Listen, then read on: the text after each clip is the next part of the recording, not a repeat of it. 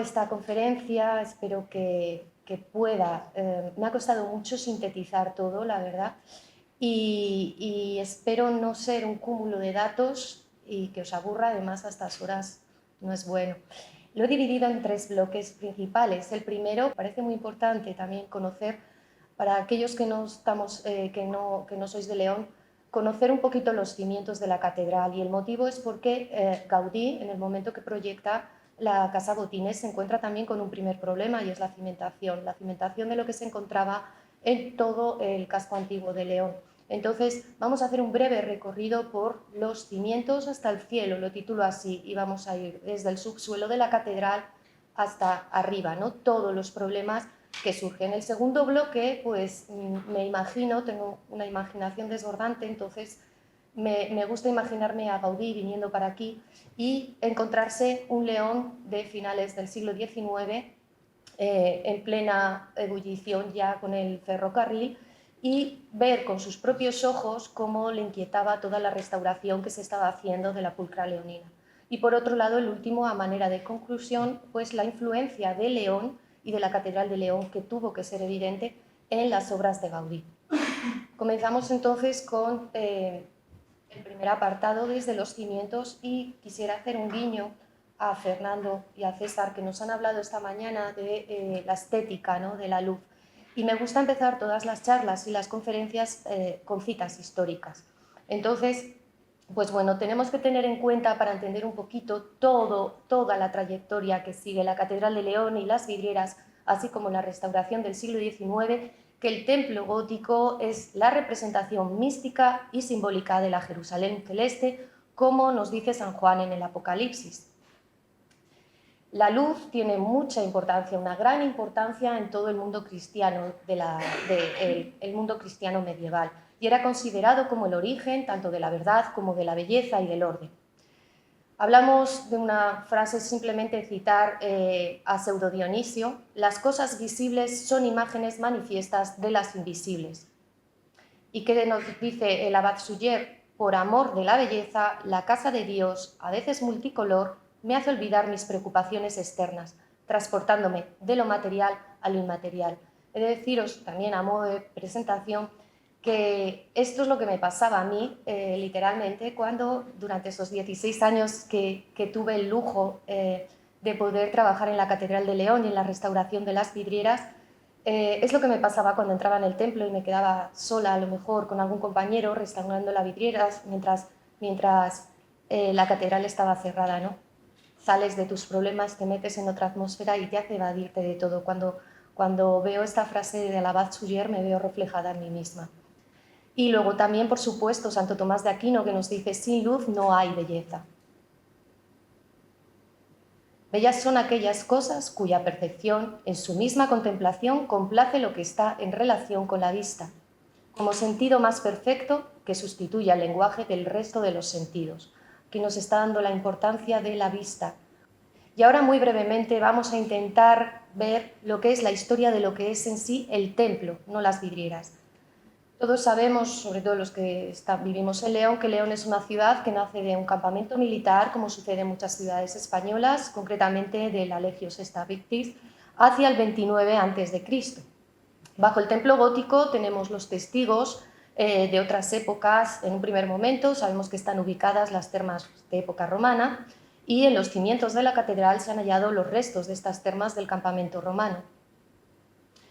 Nos remontamos, luego vamos a dar un salto ya a la Edad Media, y durante la Reconquista cristiana, sobre estas antiguas termas, se construye el Palacio Real de Ordoño II. En el 916, Ordoño II vence a los árabes en la batalla de San Esteban de Ormaz, y como señal de agradecimiento, pues cede su palacio para construir la primera catedral que vamos a tener, la primera catedral de estilo visigótico.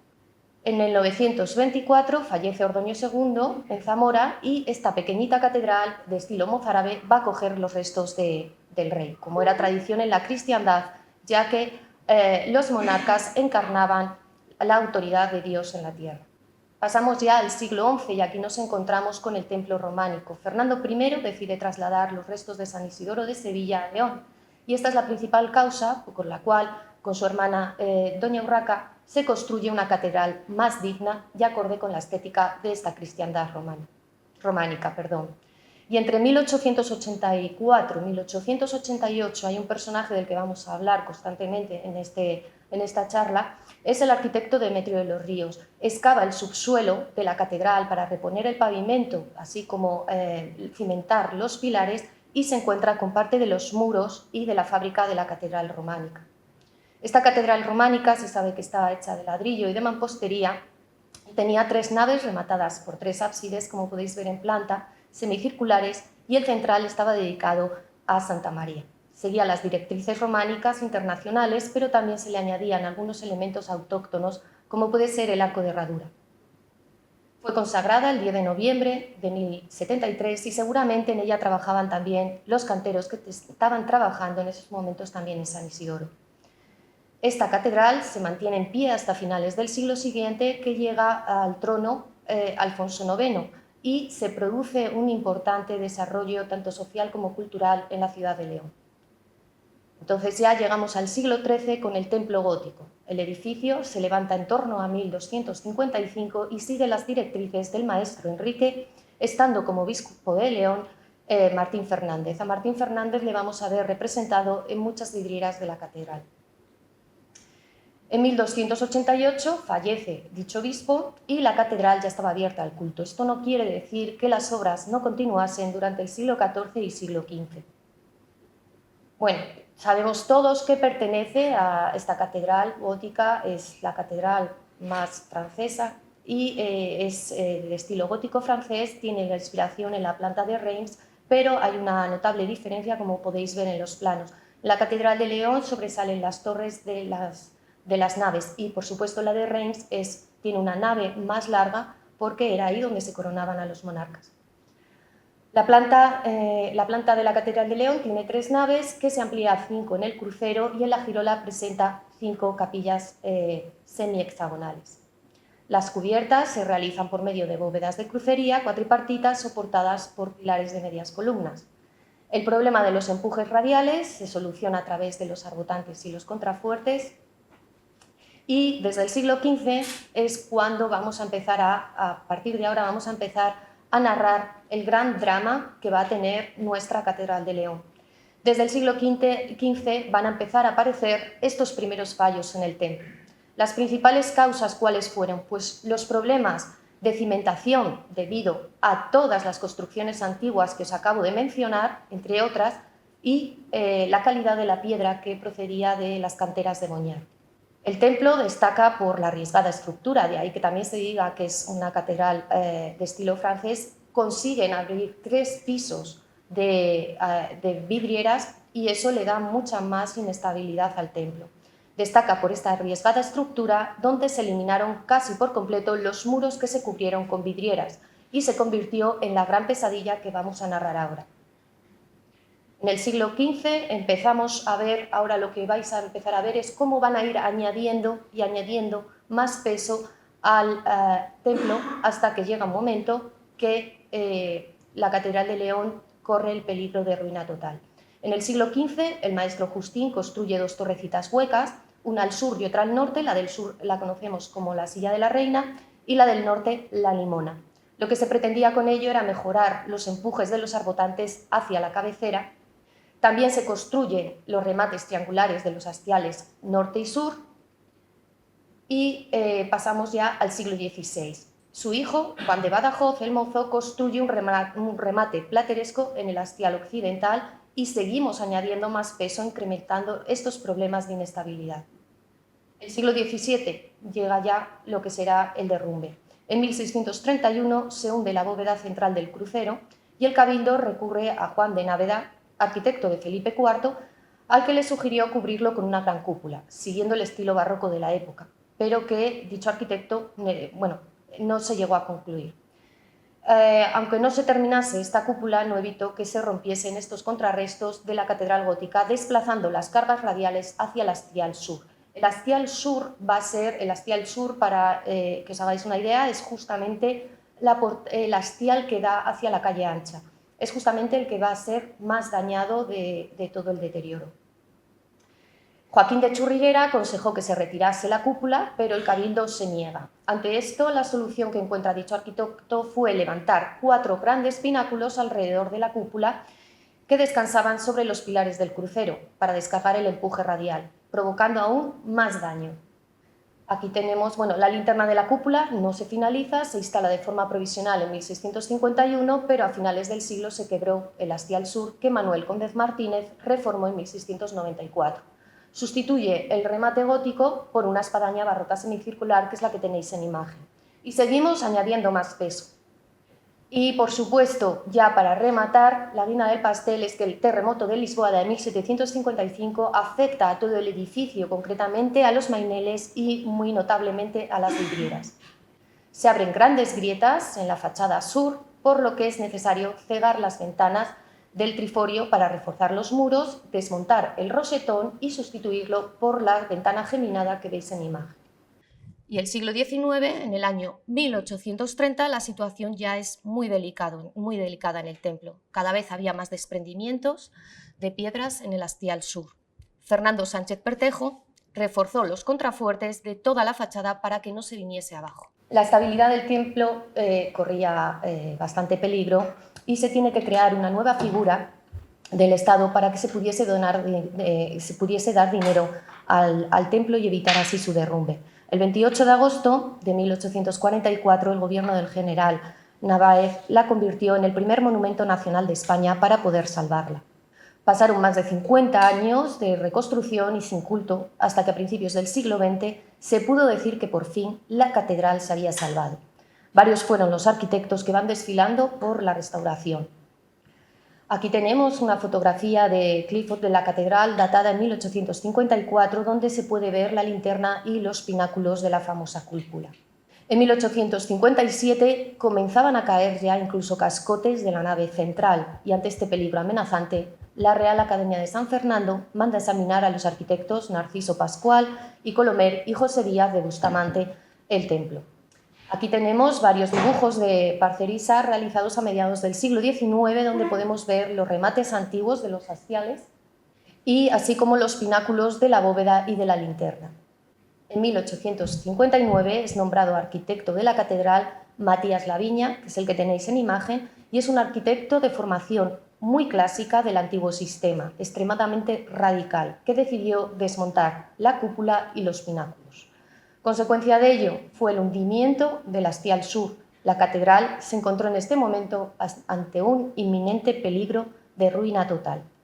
En 1869 toma la dirección Juan Madrazo y Kunz y a él se le debe el hastial sur y la reconstrucción de las bóvedas. Como podéis ver en imagen, veis que la piedra está de otro color. Es todo lo que se va reconstruyendo. A Madrazo le sucede Demetrio de los Ríos, que concluyó el hastial sur y la zona superior de la fachada principal, así como la ambientación del entorno del edificio, derribando así la puerta del obispo, que unía el palacio episcopal, el obispado, con la catedral. La fotografía aquí que podéis ver es a mediados del siglo, a finales del siglo XIX, os podéis hacer una idea de la estructura de andamiaje que tenía en la fachada occidental el templo. El andamiaje también ganó muchos premios, fue muy reconocido a nivel internacional, desde el punto de vista de la ingeniería. En 1892 va a tomar posesión como arquitecto director de la obra Juan Bautista Lázaro, destacando como labor principal la restauración de todo el conjunto de vidrieras. Pero a quien verdaderamente se le debe agradecer todos los estudios es al anterior arquitecto Demetrio de los Ríos. Colaboró con él también Juan Crisóstomo Torbado, junto a pintores leoneses como Guillermo Alonso Bolinaga, Alberto González y el vidriero catalán Antoni Rigal. El 27 de mayo de 1901 por fin se puede consagrar el templo por el obispo Gómez Salazar. Y ahora vamos a ver por qué es importante el conjunto de vidrieras que vamos a ver esta tarde. Voy a hacer un recorrido muy rápido, porque esto daría para muchas sesiones, sobre la historia de las vidrieras de la Catedral de León. Si algo es importante y debemos estar orgullosos en la ciudad de León, es de todo el conjunto que tenemos, porque tenemos en un solo edificio toda la historia de la vidriera. Tenemos vidrieras desde el siglo XIII hasta el siglo XX.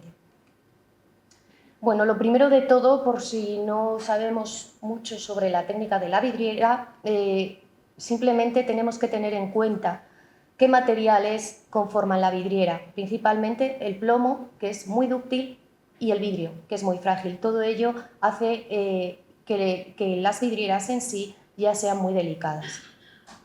La historia de la vidriera europea va unida a los cánones y condicionantes marcados por la arquitectura, como os he comentado antes, ¿no? Los contrafuertes y los arbotantes, así como las bóvedas de crucería.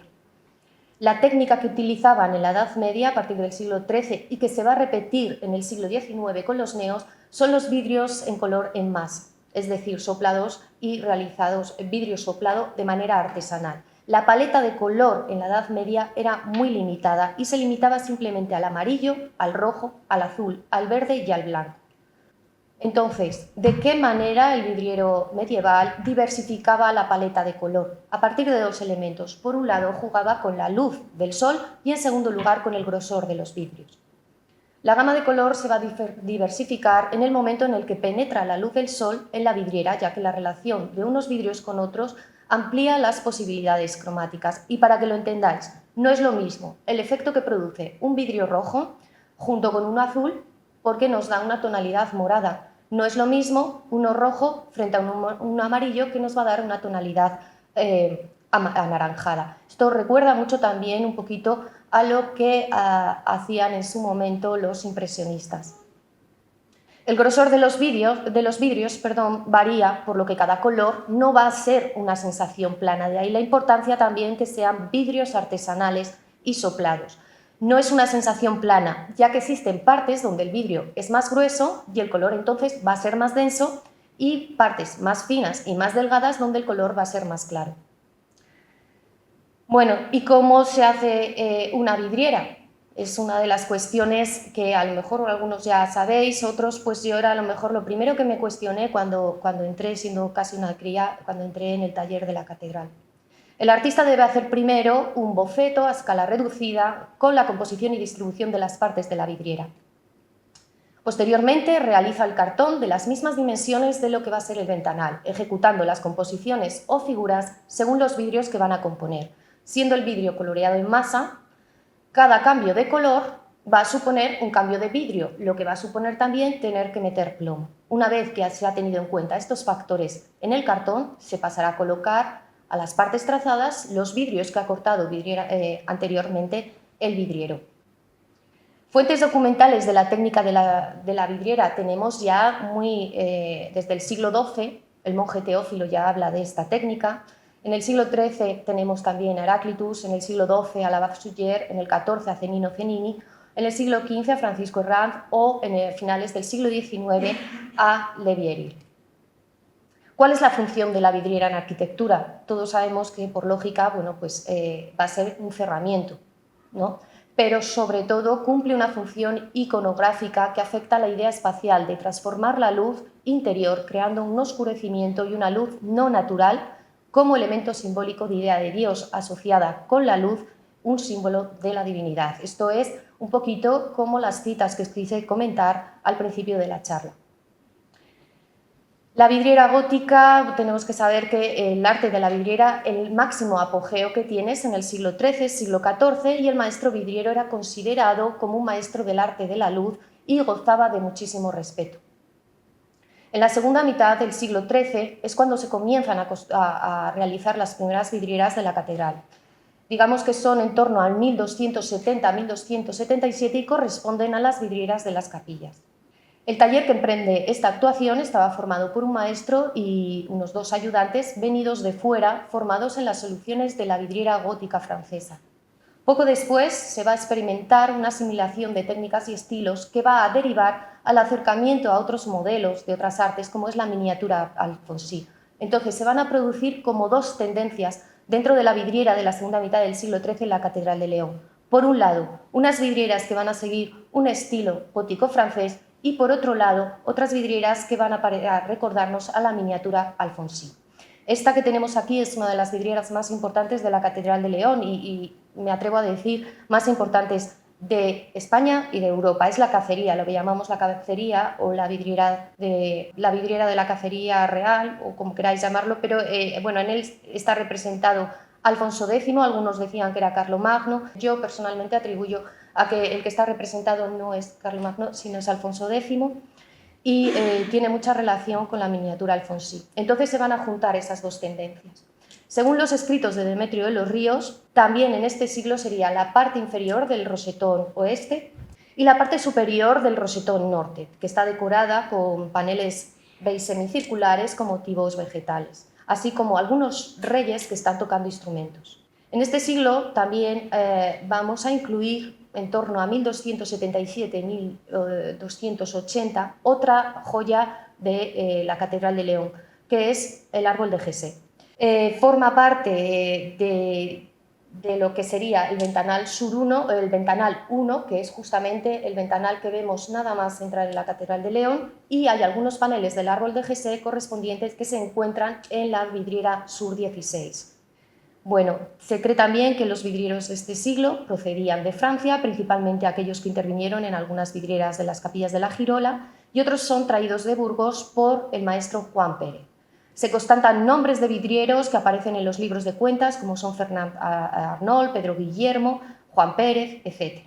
Aquí os he puesto una comparativa de los tres paneles que tenéis a la derecha, son pertenecientes a personajes del árbol de Jesse, frente a otra vidriera que corresponde a la catedral, vidriera de la misma época que corresponde a la Catedral de Chartres. Otro ejemplo, tengo debilidad por este panel que estáis viendo de la Catedral de León, que es la huida a Egipto. Es un panel bellísimo y lo pongo en relación también con la vidriera de la Catedral de Chartres de la huida a Egipto. En el siglo XIV, ¿qué es lo que tenemos en la Catedral de León? Bueno, pues existía una actividad muy intensa y de este periodo parece ser que corresponden la mayoría de los paneles que cierran el rosetón norte, las vidrieras de la nave alta de este mismo lado, de grandes figuras, como podéis ver, enmarcadas en arquitecturas con doseletes propios del gótico. Se hacen parte de las rosas y de las ojivas de las ventanas bajas, en las cuales se representan las alegorías de vicios y virtudes, así como de distintas artes. Algunos autores atribuyen a estas de manera generalizada estas rosas al pintor Nicolás Francés, pero si se atribuyese todas las rosas a Nicolás Francés, estamos hablando de que estas rosas serían de mediados del siglo XV. No es así. Hay rosas de mediados del siglo XIV que se pueden comprobar pues, tanto por el vidrio, por la grisalla, por los trazos, etc. Y otras vidrieras que sí que son atribuidas a Nicolás Francés del siglo XV. Rosas que dataríamos en la segunda mitad del siglo XIV, pues estas que tenemos aquí, que pasaremos luego a ver un poquito la simbología de las vidrieras. Y rosas atribuidas a Nicolás Francés, cronológicamente serían estas que tenemos aquí. Técnicamente, bueno, cuando llevas mucho tiempo y te familiarizas con las vidrieras y la técnica de Nicolás Francés y el trazo de Nicolás Francés, las distingues perfectamente. Son muchísimo más delicadas, más finas. Y bueno, en el siglo XV tenemos también esta vidriera, la Virgen del Dado. A lo mejor no es del todo la más conocida, pero también es bellísima porque se encuentra en el claustro. Entonces no suele estar al alcance del espectador. Esta vidriera, bueno, pues es realizada también por Nicolás Francés. Durante el siglo XV va a continuar la actividad de las vidrieras y se va a comenzar a restaurar casi todas las del templo. Encontramos ya aquí lo que es la actividad de restaurar. Aparece abundante documentación y fue un periodo floreciente de intensa actividad de este arte de la Catedral de León. Los artistas estaban vinculados a determinados obispos. Tenemos, por ejemplo, al obispo Juan de Villalón, que va siempre asociado a Juan de Arquet. Tenemos a Juan de Arquet, se le van a atribuir algunas vidrieras del presbiterio y del lado norte. Con Alfonso de Curzanza vamos a asociar a Alfonso X y se le atribuyen vidrieras del crucero norte y sur. En la segunda mitad del siglo XV trabajan vidrieros como Baldovín, Anequín, Escalante o Nicolás Francés, que aparece como vidriero y como pintor en la Catedral de León. Es el pintor de la vidriera de la Virgen del Dado, que es la que tenéis en imagen, y el montador va a ser el vidriero Baldovín. A los maestros vidrieros del siglo XV se les atribuye también la realización de las vidrieras del lado sur de la nave central. y también se les atribuyen algunas vidrieras de las capillas, como son estas que tenéis en imagen, San Clemente y San Antonio, y la del Dios Creador, por ejemplo, que pasaremos a verlo un poquito más despacio. En el siglo XVI también hay una intensa actividad, pero vemos ya un cambio radical en la técnica. De este siglo van a corresponder las 3 vidrieras que se conservan en la librería, en lo que se llamaríamos la Capilla de Santiago, y que están realizadas por Diego de Santillana en 1507. Entre los medallones del rosetón norte también encontramos rosetones datados rosas o medallones del siglo XVI, y se restauran también algunas vidrieras, como es este ejemplo, bueno, pues como la que María las Sanguinarias, esposa de Felipe II, regaló a la catedral y que corresponde con el ventanal norte 11. Por lo que se refiere a la técnica, ya os he dicho que aquí se produce un cambio radical. Esta también sufre una profunda transformación. Ya vosotros mismos visualmente estáis viendo diferencias con lo que estábamos viendo en las vidrieras del siglo XIII, XIV y XV. Los vitrales se van a convertir en una especialidad más de pintores y se disimula el emplomado y aumentan las dimensiones de los vidrios, haciendo el vitral mucho más luminoso de acuerdo al pensamiento de la época, y también era importante el uso de veladuras y se incorporó la perspectiva, infundiendo una mayor profundidad a la composición. Hay un elemento fundamental en este momento y es la aparición del amarillo de plata. Entonces esto va a permitir que en una pieza que antes, si queríamos cambiar de color, teníamos que cambiar de vidrio, en una sola pieza vamos a poder hacer una gama de tonalidades con la aplicación del amarillo de plata. Durante el siglo XVI se va a continuar con una restauración de vidrieras en la zona inferior y se sustituyeron muchos paneles del siglo XIII por otros de grandes figuras en las capillas absidiales. Si recordáis, hace un ratito os he comentado que el árbol de Jessé no estaba ubicado donde nosotros vamos a verlo ahora, sino que estaba ubicado en una de las capillas. Es este el momento en el que se decide quitar los paneles del árbol de Jessé y colocar y realizar la vidriera que tenéis aquí del nacimiento. El 16 de noviembre de 1551 se celebra un contrato entre Rodrigo de Herreras con el Cabildo y bueno, se le da un sueldo anual para que realice vidrieras y pinte vidrieras de la Catedral de León. Esta vidriera concretamente es realizada en 1565. Y luego ya pasaríamos al siglo XVII y XVIII, donde se produce una decadencia brutal del arte de la vidriera, de tal modo que desaparece incluso el conocimiento de cómo hacer la vidriera. Los siglos XVII y XVIII representan una etapa de decadencia de este arte. Sucesivas guerras, conflictos religiosos, los postulados del nuevo estilo, como es el barroco, que defendían la potenciación de la luz, pero una luz blanca, para realzar los dorados, también perjudicaron al vitral.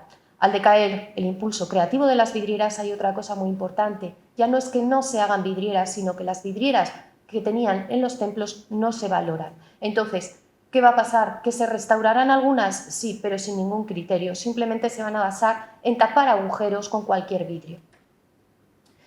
Y en España, bueno, pues con el Concilio de Trento, los templos se conciben con una luz clara y natural que permite una buena iluminación de interiores. La tendencia hacia la claridad y la buena iluminación interior no afecta solamente a los nuevos edificios, sino también a los que se llevan en construcción y a los de épocas anteriores. Durante el siglo XVII sí que hay vidrieros en la Catedral de León, como es Gil Jolín, Guillermo, Luis Argete, Sebastián Pérez, pero que se van a dedicar principalmente a tapar agujeros, ya no digo ni reparar vidrieras, sino tapar. Aquí tenéis un dibujo acuarelado del estado en el que se encuentra una de las vidrieras en el siglo XIX.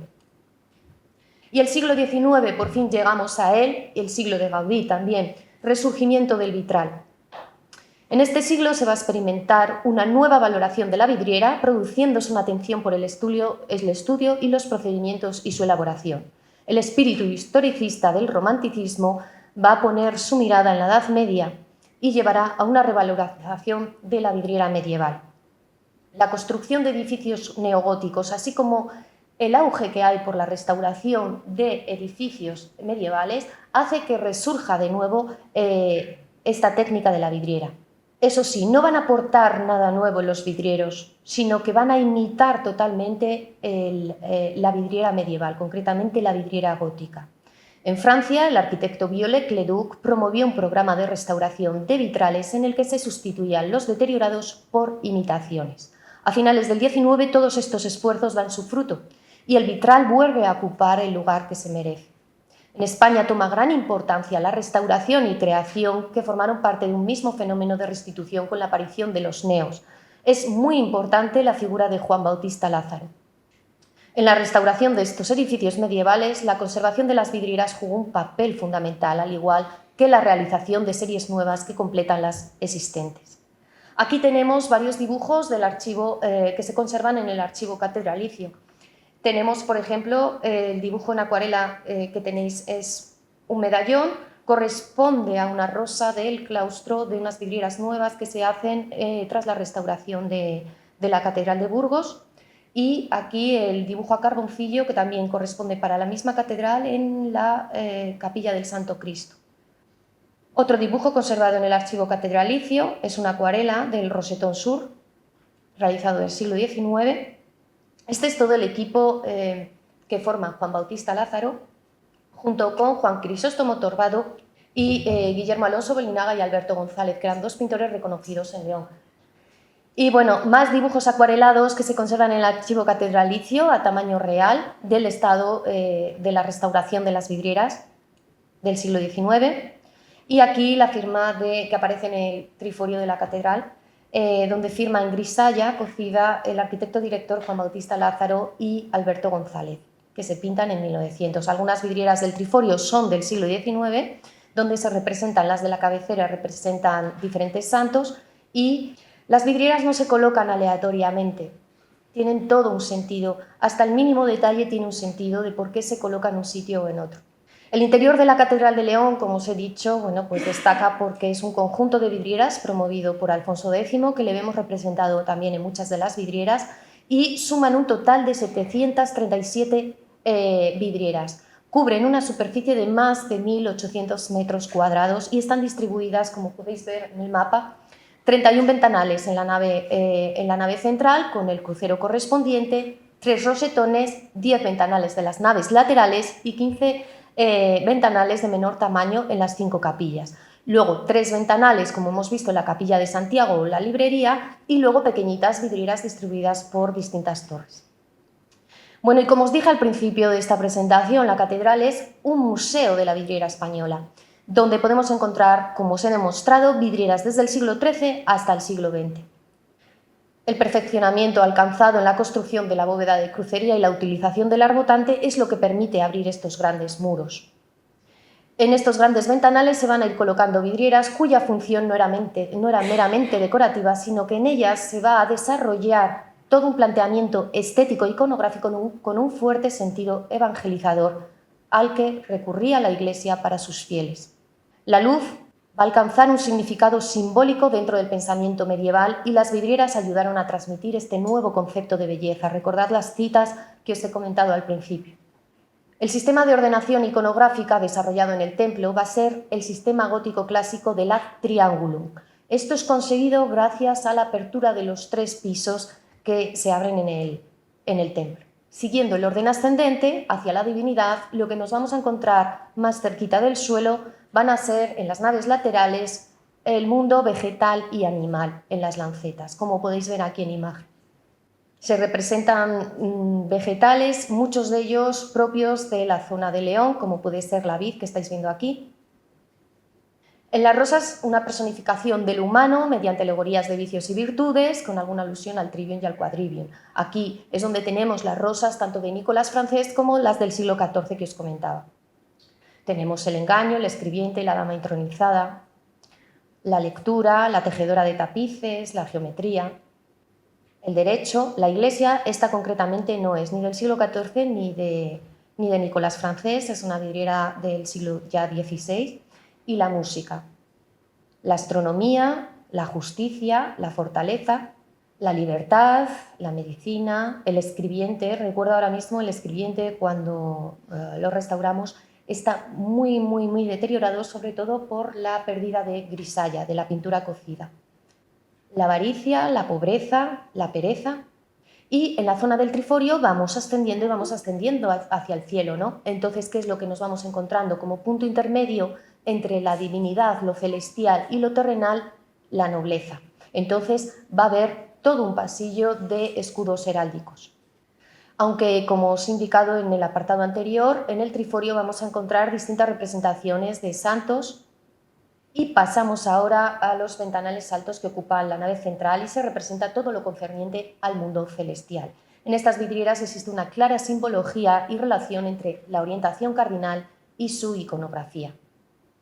Bien, y cuando os he dicho que nos quedemos en que las vidrieras que os enseñé de la nave baja eran claritas frente a las del sur, frente a las del norte, que eran muy oscuras, tenemos ahora aquí la planta de la Catedral de León y la importancia que tiene la orientación del sol, ¿no? Generalmente las catedrales comienzan a construirse por la cabecera, de este a oeste. El este es el punto donde nace el sol, el amanecer, y es ahí donde ahora mismo está ubicado el árbol de Jesé porque es la primera vidriera que se ilumina cuando sale el sol. Pero si seguimos el sol, la zona que se mantiene constantemente iluminada es todo el sur. Esta zona, para que os hagáis una idea, es la que da a la calle Ancha y es la que está constantemente iluminada por el sol. El sol se pone en el oeste, a los pies de la catedral. Entonces, ¿qué pasa con el norte? El norte siempre está a oscuras. Y entonces, cuando vamos a las naves bajas, hemos visto que en las naves bajas tenemos vidrieras con vidrios muy claritos, sin embargo, en el norte con vidrios muy oscuros. Estas lancetas corresponden principalmente, además, a la restauración del siglo XIX. Cuando entramos en la catedral y le está dando el sol, ¿qué es lo que sucede? Que parece que nos queda, que hay un desequilibrio y el lado sur nos queda extremadamente iluminado frente al norte que nos queda muy oscuro. Esto en la parte baja. Recuerdo que Luis García Zurdo, que fue el promotor de toda la restauración que se hizo en el siglo XX, un gran artista del que aprendí muchísimo, decía que la catedral parecía que estaba desequilibrada. Lo lógico, siempre decía que lo lógico sería que las vidrieras se hubiesen cambiado, las que hubiesen puesto en el sur las pasasen al norte y las del norte al sur para equilibrar la luz. Bueno, en el ventanal central, como os he dicho, se coloca el árbol de Jesé, que representa la genealogía de Cristo y de la Virgen, entonces es el primero que se ilumina al amanecer. Seguramente este, como os he dicho, no es el emplazamiento original, sino que estaría ubicado en las capillas, en la capilla del nacimiento que os comenté. Eso es uno de los estudios que hice y estoy bastante convencida de que fuese así.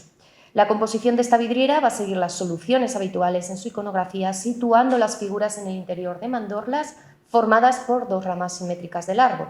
La representación del árbol de Jesé va a alcanzar una gran difusión y su origen se halla en los evangelios de San Mateo y de San Lucas. Constituye la afirmación de la procedencia legítima de Cristo y de la Virgen en la estirpe de David. Entonces, ¿qué es lo que nos vamos a encontrar en el norte?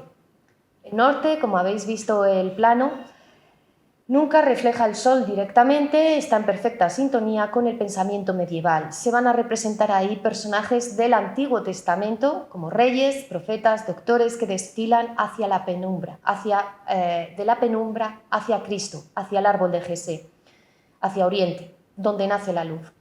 Y por el contrario, las vidrieras del lado sur, donde el sol penetra con gran fuerza, si ya hemos pasado el árbol de Jesé, el nacimiento de Jesús, ¿qué es lo que nos vamos a encontrar en el lado sur, el Nuevo Testamento? Entonces, lo que va a aparecer es la iglesia triunfante. Aquí tenemos pues, santos, aparecen también algunos monarcas y demás. ¿Qué es lo que vamos a encontrar también entonces en la cabecera? En la cabecera se van a fundir los dos testamentos, entonces aparece el grupo apostólico junto al árbol de Jesé, así como también monarcas y pontífices intercalados. En las vidrieras de la nave mayor y el crucero se representan estas grandes figuras en 2 y 3 registros, siguiendo la estética del momento, que estilísticamente también se van a relacionar con la escultura monumental de las portadas. Y pasamos ahora ya brevemente a mencionar un poquito las capillas de la Girola. Bueno, estas capillas, las vidrieras, se desarrollan los distintos ciclos narrativos debido a la estructura de los ventanales. Tienen que ser, las escenas se tienen que limitar a espacios pequeñitos, entonces lo que van a hacer son escenas y narrando distintos episodios de santos o escenas bíblicas. Vamos a empezar por la primera, la Norte 2. En la vidriera que veis, en la primera vidriera, esta que os voy a poner ahora, no la podéis perder de vista. Os hablaré de ella cuando nos refiramos a los distintos ensayos que hacen a la hora de intervenir en la restauración de las vidrieras en el siglo XIX. Entonces, esta vidriera, simplemente que os diría, esto es un muestrario de ensayos que hicieron en el siglo XIX para poder restaurar las vidrieras. Es decir, por un lado, para mí cualquier manifestación artística ya es una obra de arte. Todas estas vidrieras que veis aquí, bueno, pues son de finales del siglo XIX, calidad, algunas no son muy buenas técnicamente, pero calidad, importancia documental tienen mucho, porque aquí concretamente podemos decir que la Catedral de León tiene paneles de la Casa Riwald y tiene paneles de la Casa Mayer, que es una empresa alemana del siglo XIX. Y os vais a acordar ahora dentro de un ratito cuando os explique de este ventanal. Bueno, tenemos aquí la representación de San Hipólito en la Rosa, San Ildefonso, veis que son varios santos, la representación de varios santos, esta concretamente es del siglo XV, escenas pequeñitas. Aquí en las capillas lo que hicieron fue intentar unificar todo un poco, pero a la vez queda un poquito de caos todas ellas. Es como el sitio donde iban colocando los paneles que sabían que eran importantes, pero que no sabían dónde colocarlos, sinceramente. En la vidriera que tenemos aquí, el tercer ventanal de la Norte 2, peregrinos ante las exequias de Santiago de Compostela, tenemos distintas escenas pequeñitas, hay paneles aquí que son verdaderas joyas, tenemos escenas de San Ildefonso y bueno, de María Magdalena, etc. No voy a ir citando una a una. Vamos ahora con la Norte 1. En la Norte 1 también aquí hay vidrieras muy importantes como son las que tenemos justamente en las puntas de las lancetas. La siguiente vidriera, el obispo bendiciendo a los pobres y tullidos arriba del todo, y escenas, algunas no identificadas y algunas pues con escenas de la pasión.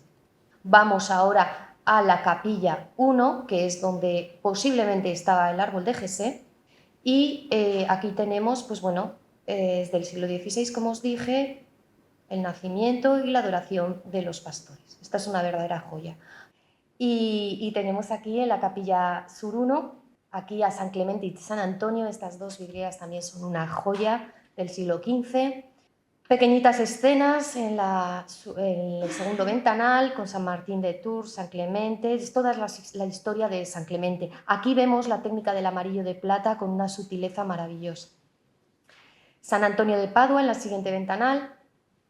Y tenemos por último la capilla sur, la presa Cristía, más de lo mismo, escenitas pequeñas. Aquí tenemos este panel que me encanta a mí tanto, que os digo de la huida a Egipto. El degüello de los inocentes. Claro, no se aprecia, es una joya, una delicadeza impresionante. Y cada vez que llega la fecha de los inocentes o por alguna cosa, pues estás leyendo algo, dando clases y sale esta parte, siempre me viene me viene esta vidriera a la cabeza, porque es de una sutileza maravillosa. Bueno, y por último tenemos también, esta es una maravilla, bueno, se nota que estoy enamorada de las vidrieras de la catedral. Tenemos a Dios creador del mundo y al Señor al Señor sacando a Eva de la costilla de Adán. Bueno, ¿y qué pasa con los rosetones? Bueno, pues en los rosetones, debido a la estructura que tienen, les limitaba muchísimo a la hora de decidir temas, ¿no? Entonces, la temática está subordinada a la forma. Los temas representados van a consistir principalmente en destacar la majestad de Dios y de la Virgen. En el rosetón oeste, aquí lo tenemos a la Virgen entronizada con el niño y a los distintos 12 ángeles músicos recordando el Apocalipsis tocando instrumentos. En el rosetón sur es todo nuevo, ¿vale? Porque daros cuenta que lo que os he estado contando es que se nos derrumbó entero, además tuvieron que retirarlo, pero que todo el hastial sur fue el más dañado. Bueno, el rosetón del hastial sur pertenece al conjunto de vidrieras del siglo XIX y toma como modelo el del norte. En él aparece la coronación de la Virgen rodeada de símbolos marianos obtenidos de las letanías. Tiene como referencia, como modelo, siempre las portadas de la propia catedral. Y bueno, el rosetón norte, Cristo en Majestad, aquí lo tenemos, flanqueado con ángeles incensarios y también tomando como referencia las portadas de la catedral. Y bueno, alrededor, del panel central tenemos estos medallones, son también una maravilla. Recordad que son también del siglo XIV, XIII y XIV, donde se representan personajes reales del Antiguo Testamento tocando instrumentos musicales. Os he puesto aquí 4 que perfectamente yo creo que identificaríais a uno de ellos, que sería el rey David, el del arpa. Bueno, vamos a pasar ahora a esta parte y nos imaginamos, ya os digo yo que yo tengo una imaginación desbordante, entonces yo me imagino al señor Gaudí paseando por León en el momento que proyecta Botines y pienso, y te lo imaginas y le ves paseando, muerto de frío y contemplando la catedral que estaba hecha una ruina. ¿Y qué es lo que ve? Bueno, pues lo primero que tenemos que tener en cuenta en León en estos momentos es que se está produciendo, como os dije al principio, el ensanche de la ciudad de León. Sabemos que en 1863 llega el ferrocarril a León. ¿Y esto qué va a suponer? Un auge y un crecimiento y un poderío de la burguesía en estos momentos. Va a ser determinante para el desarrollo de la ciudad. Hay que tomar como referencia el ensanche, la estación se va a ubicar justamente en el margen derecho del río Bernesga y entonces esto va a provocar el crecimiento de León que se va a producir hacia el oeste, a finales del siglo XIX. Entonces, ¿qué calle va a tener gran importancia? Pues lo que se llamaba el Paseo de las Negrillas, que es el actual Ordoño II y que continuaría luego en la calle Ancha. Entonces, daros cuenta que todo nos va a pillar en la misma línea. El edificio Botines y a continuación la Catedral de León. También va a ser muy importante, de ahí que también os comentase el tema de la cimentación de la Catedral de León, el saneamiento que necesitan hacer en la ciudad, más en concreto las mejoras, las condiciones higiénicas y de salubridad del casco antiguo. Recordemos que el húmedo no se llama húmedo, por lo que mucha gente cree que se llama húmedo. Bueno, no me quiero entretener con esto. En los años en los que Gaudí va a trabajar en las dos obras de la provincia de León, digamos, pues el Palacio Episcopal y la Casa Gaudí, está sucediendo un hecho muy importante en León y es el que os acabo de contar. Se está provocando la restauración del templo. En un primer momento, o sea, un templo como la Catedral de León, a mediados del siglo XIX, está a punto de derrumbarse. Y por otro lado, casi 50 años de una ingente restauración. Tuvo repercusión no solo a nivel nacional, sino también internacional. En plena restauración integral de la Catedral de León, se va a comenzar a cuestionar cómo afrontar la recuperación de los vitrales. Las vidrieras de la Catedral de León durante la restauración arquitectónica de la segunda mitad del siglo XIX. La restauración de las vidrieras es una parte importantísima dentro del complejo proceso de restauración integral llevado a cabo en la catedral desde 1859 hasta que se concluyen las obras en 1901. Los importantes deterioros que habían sufrido las vidrieras a través de los siglos se debían no solamente al paso del tiempo, sino también a las consecuencias sufridas por el grave proceso de ruina que os he estado comentando, de ruina arquitectónica que se veía produciendo en el edificio. Aquí tenéis distintos dibujos. Estos dibujos se conservan en el archivo catedralicio. Fijaros, estos están a tamaño real, son los lóbulos que pertenecen a las rosas y podéis ver pues, las faltas de vidrio que tenían. Algunos se conservan bastante bien, pero otros, bueno, ya se restauró y se ha restaurado en la actualidad, pero fijaros todas las faltas que tenía. También tenemos dibujos muy chiquititos, hechos por los arquitectos, estos son de este tamaño, y podéis daros cuenta no solo del estado en el que estaban, sino que, por ejemplo, en este panel inferior estáis viendo una mano ahí en medio. Simplemente era porque se dedicaban a tapar agujeros. ¿Cuál es el problema que se van a encontrar en la restauración? Se van a centrar en dos aspectos principales. El primero, reparar y reponer los vidrios que faltaban de las vidrieras antiguas.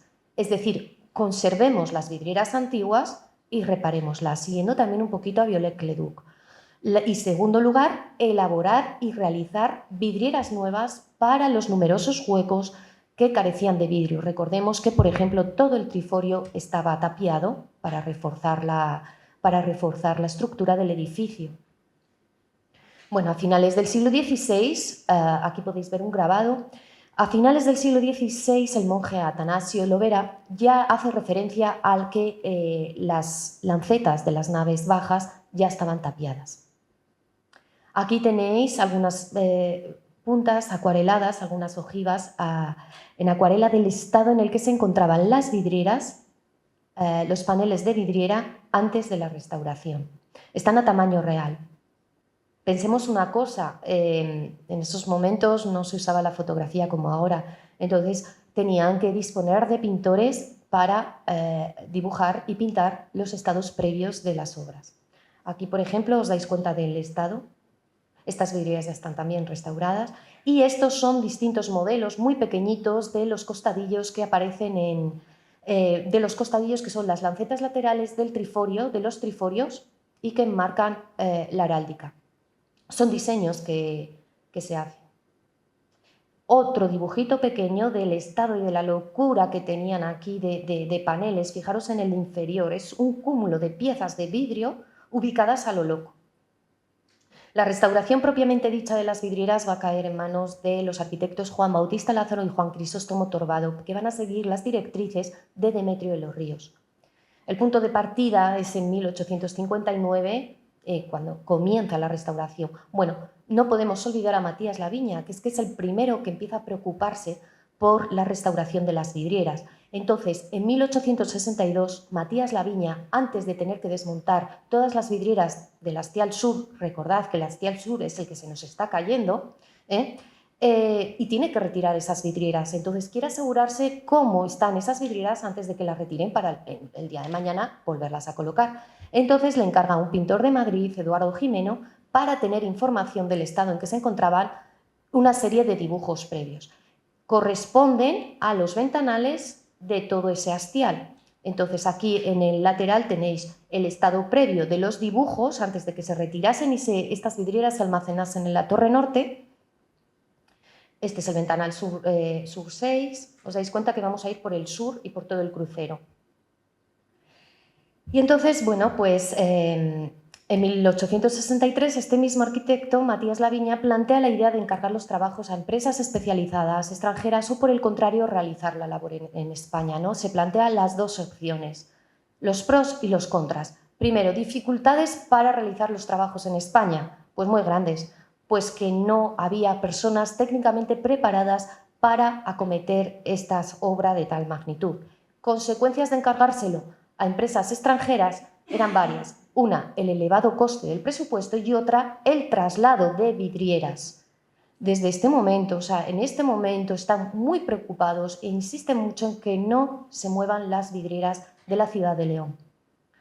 Ante estas dificultades, Matías Laviña ya bastante tiene, que se le está cayendo todo el hastial y decide dejar y apartar el tema de las vidrieras para el siguiente.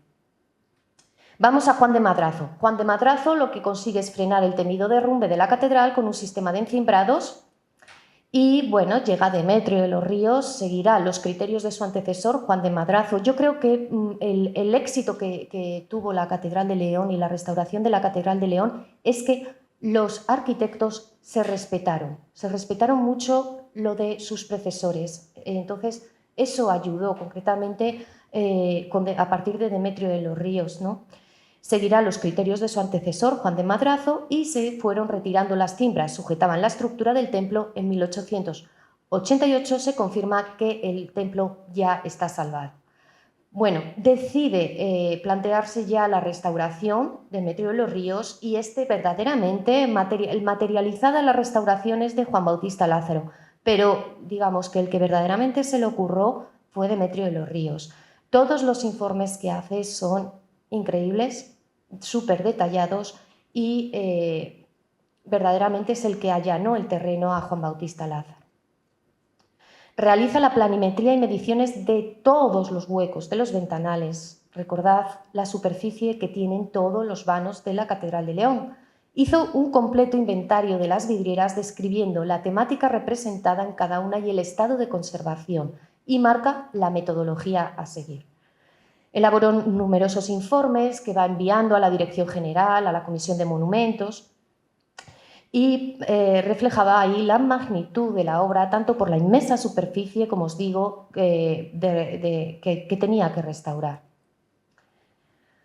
Bueno, y la metodología de intervención propuesta por Demetrio de los Ríos tiene dos apartados muy bien definidos. Por un lado, trabajos de reparación y reposición de vidrieras antiguas, como tenéis ahí en la punta que os pongo, que es una acuarela que se conserva en el archivo catedralicio, o la creación de vidrieras nuevas, otra acuarela de tamaño muy pequeñito, también del archivo catedralicio, de una vidriera que sería una vidriera nueva. El primer apartado, dado el estado en que se encontraban las vidrieras antiguas, se determinó en consonancia con las indicaciones hechas por la Real Academia de Bellas Artes, siguiendo la unidad de estilo, siguiendo a Viollet-le-Duc.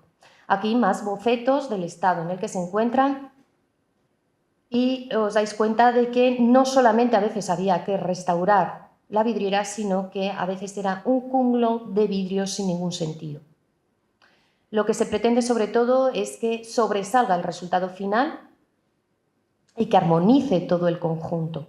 Para la realización técnica de estos trabajos, Demetrio de los Ríos propuso que las vidrieras antiguas no saliesen de León para evitar pérdidas irreparables. Otro arquitecto que se niega a que las vidrieras salgan de León. Están muy concienciados de que esto no se puede hacer, de tal manera que se establece que se encargue a una industria nacional. Aquí tenéis un cartón de montaje que se conserva en la Catedral de León, correspondiente al siglo XIX, junto con la vidriera correspondiente de la catedral. Y bueno, los dibujos más antiguos del siglo XIX, perdonad que he puesto ahí mal el año, son de 1856, corresponden a Richard Ruskell y son del estado previo en el que se encontraban las vidrieras, son estos que tenéis aquí. Un detalle de la cabecera restaurándose. Y respecto al segundo apartado de los trabajos, la creación de vidrieras nuevas, la Academia determina pues, que los temas representados se los organice el Cabildo. En junio de 1892 ocupa la dirección facultativa junto con Juan Crisóstomo Torbado como arquitecto director, y ellos dos son los que acometen materialmente la restauración. Van a hacer una serie de ensayos con las vidrieras antes de abordar la restauración. Hemos visto que tienen dos problemas, ¿no? Como dos bloques. De hecho, Juan Bautista Lázaro tendrá dos proyectos. Uno, restauración de vidrieras, es decir, vamos a conservar lo que nos ha llegado y a restaurarlo. Y por otro lado, que lo veían incluso más grave, ¿no? El problemón de decir, ahora a completar las vidrieras nuevas y a ver quién nos las hace. Cuando yo, desde mi punto de vista, me parece más complicado la restauración, ¿no? Bueno, pues no entran a lo loco, sino que hacen una serie de ensayos. Entre 1891 y 1892 hacen unas pruebas, ensayos y pruebas que realizan tanto con casas españolas como extranjeras antes de la intervención sobre las vidrieras de las naves altas. ¿Qué es lo que buscan? Éxito en el trabajo, por supuesto, pero que no se introdujesen novedades que perturbasen lo más mínimo el carácter artístico y arqueológico de las vidrieras existentes, Viollet-le-Duc. Tipo de ensayos relativos a calidad, coloración y fortaleza de los vidrios de la industria que la industria distribuía en estos momentos, y procedimiento y técnica de los vidrios. Bien, conclusiones de los ensayos, pues reglas fundamentales a seguir: reponer las vidrieras con sus elementos actuales. Los únicos elementos que se debían sustituir debían ser emplumado y los vidrios perdidos. El trabajo debía ser puramente material, sin exigencia de especialidades artísticas, y la importancia del trabajo se basaría en el escrupuloso cuidado para no introducir variaciones ni novedades que pusiesen en peligro de pérdida, inutilización o trastorno el tesoro artístico de las vidrieras. Vamos a recordar el primer panel que os dije, ¿no? El muestrario que tenemos aquí. Fijaros en estos medallones que os dije, todos del 19. Algunos no son de muy buena calidad, pero podemos decir que en la Catedral de León tenemos paneles de la Casa Catalana Rigalt y de la Casa Alemana Mayer. Y aquí están. Primer ensayo que se va a hacer.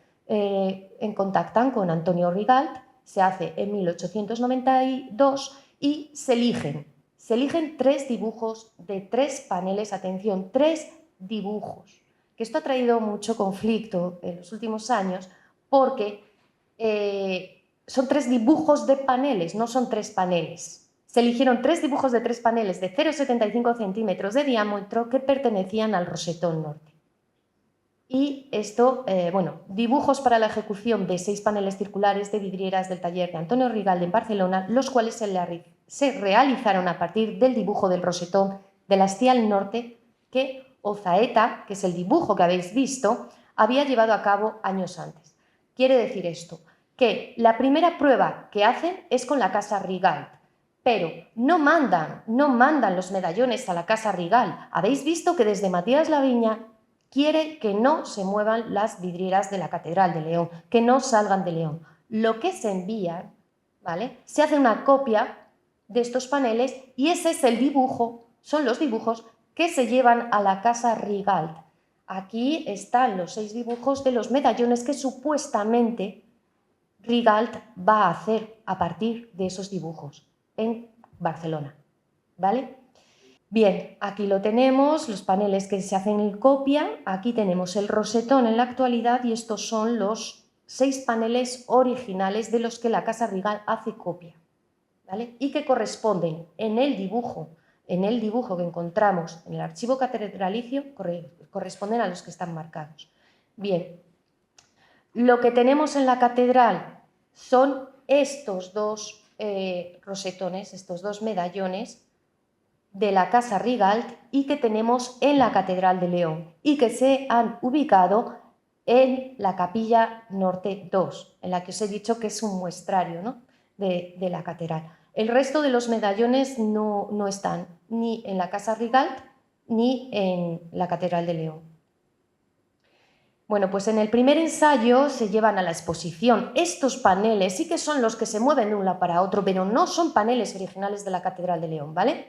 Entonces, la Casa Rigalt los lleva a la exposición de Industrias Artísticas de 1892 y en enero se traen a León, ¿vale? Estos sí que son los que viajan. En 1893 se traen a León. ¿Cuál es el objetivo? Compararlos con los originales. Aquí es cuando también juega un papel muy importante la luz. Deficiencias. Pues se encuentran deficiencias en el dibujo previo encargado por Demetrio de los Ríos. Tonalidad y perfección dejaba mucho que desear. ¿Pero por qué? Porque hacen la vidriera a partir de unos dibujos, no a partir de la contemplación del original. Otro aspecto importante. Bueno, y aquí los tenemos. Aquí tenéis el realizado por la Casa Rigalt, y este es el original de la Catedral de León que se encuentra en el rosetón, ¿vale? Y ese no viajó a ningún lado. Respecto al primer ensayo, ¿qué es lo que se dice? La calidad y especie de los vidrios de la nueva ejecución en ella empleados son como imprimación, esmalte, fortaleza y tonalidad, en todos semejantes a los antiguos.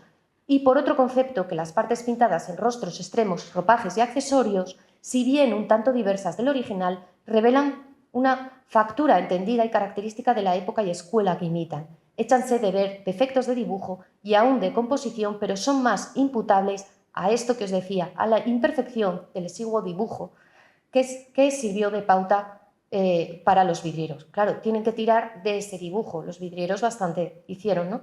Aquí tenemos, por ejemplo, factura de los portes de transportar una caja de vidrios planos desde el taller de Rigalt, sito en Barcelona, hasta la estación de León en enero de 1893. Son esos paneles que los traen a León para cotejarlos con los originales. El segundo ensayo se va a hacer con una casa alemana de vidriera que en la actualidad todavía existe, que es la Casa Mayer.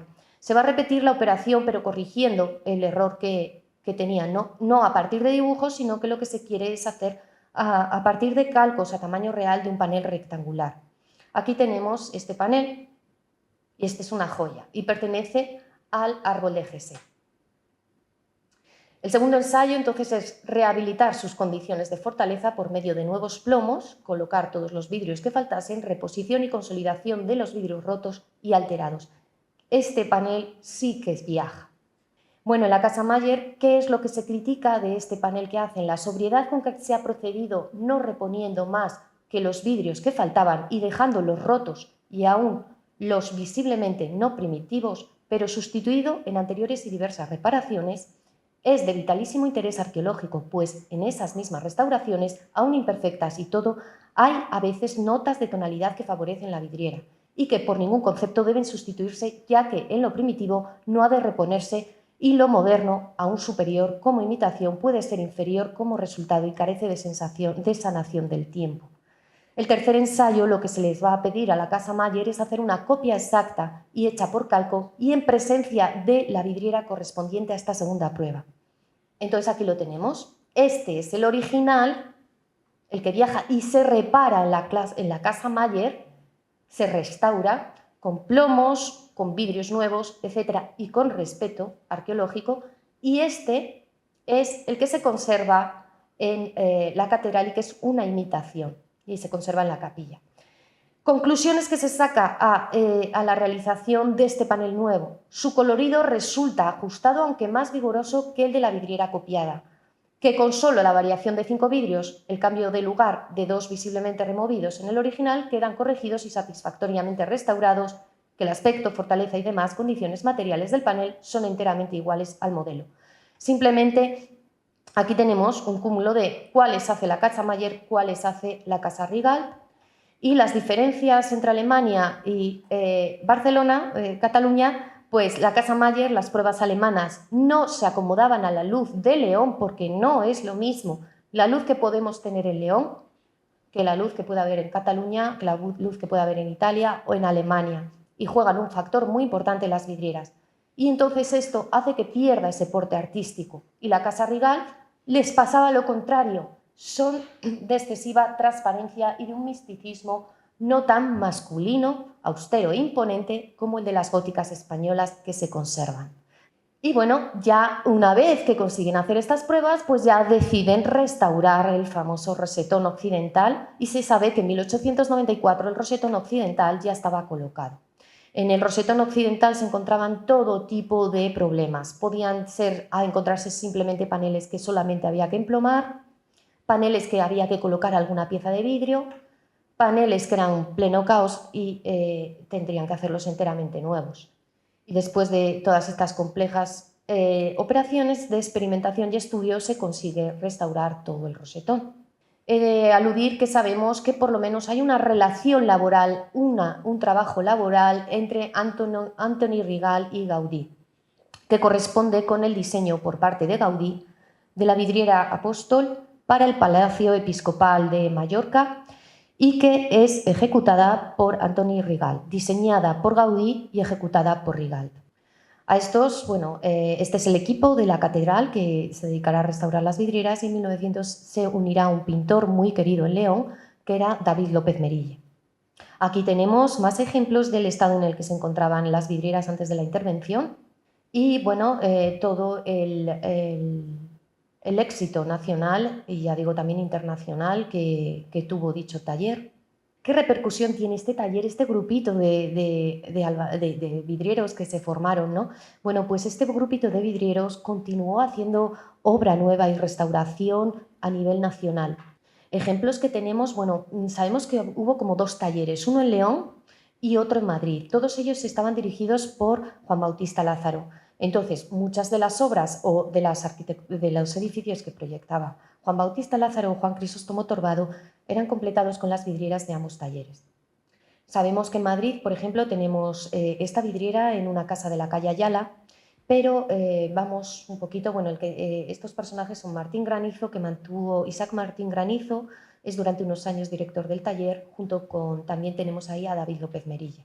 Las obras de vidriera realizadas en León por este taller, una vez que concluyen, tenemos el primer ejemplo en San Miguel de Escalada. Esto no queda muy claro, pero sí que los archivos y los libros de cuentas nos indican que se hicieron unas vidrieras en el momento en que Juan Bautista Lázaro está restaurando San Miguel de Escalada. Lo único que nos encontramos en San Miguel de Escalada son planchas de alabastro, pero sí que tenéis ahí la imagen intermedia, es un cartón de montaje que pone para San Miguel de Escalada.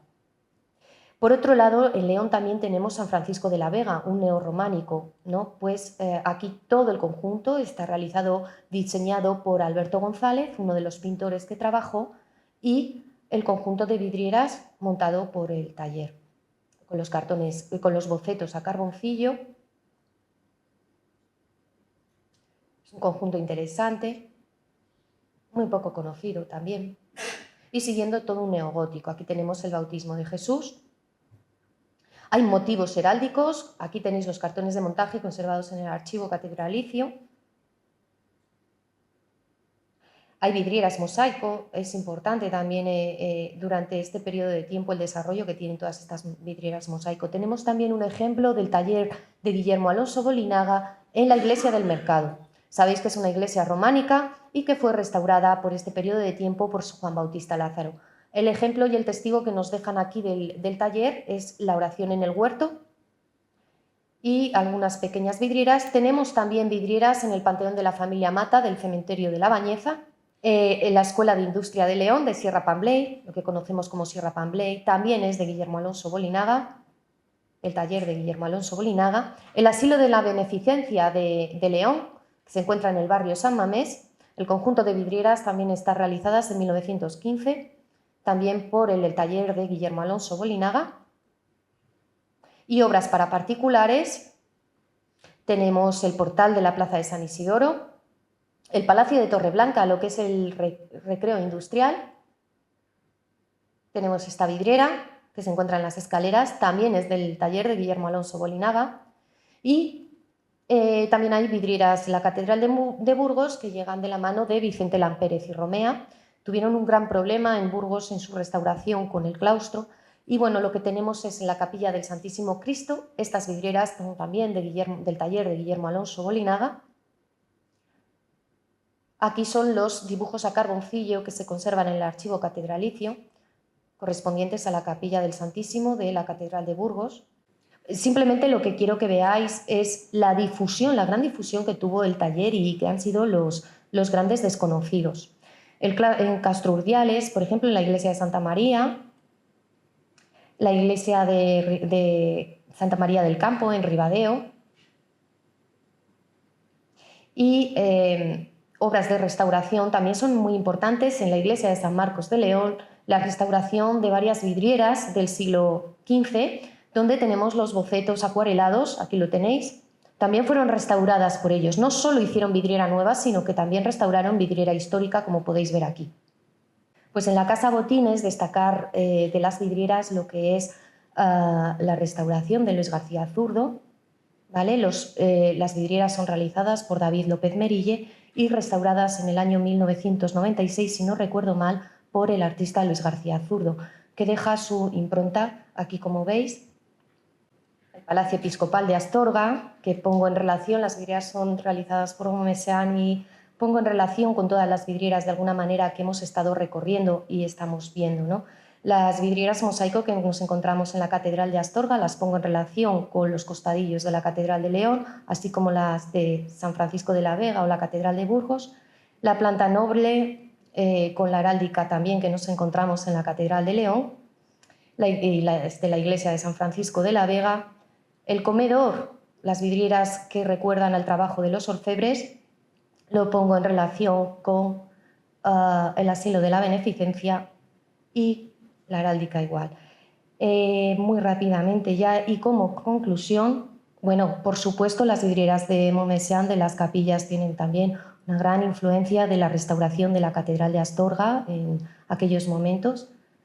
Simplemente quiero concluir con la siguiente frase. Es interesante comenzar, bueno, yo finalizar esta tercera parte con una cita de Paul Gorberder: la interpretación personal más extraordinaria de la arquitectura gótica desde la Edad Media, cuando se refiere a la Sagrada Familia. Y remato con esta imagen tan bonita y que dice mucho, ¿no? Representa mucho la Catedral de León frente a la Sagrada Familia y a esta similitud que hay, ¿no? Cómo nos traslada el espíritu gótico con el que empecé esta conferencia y cómo lo concluyo.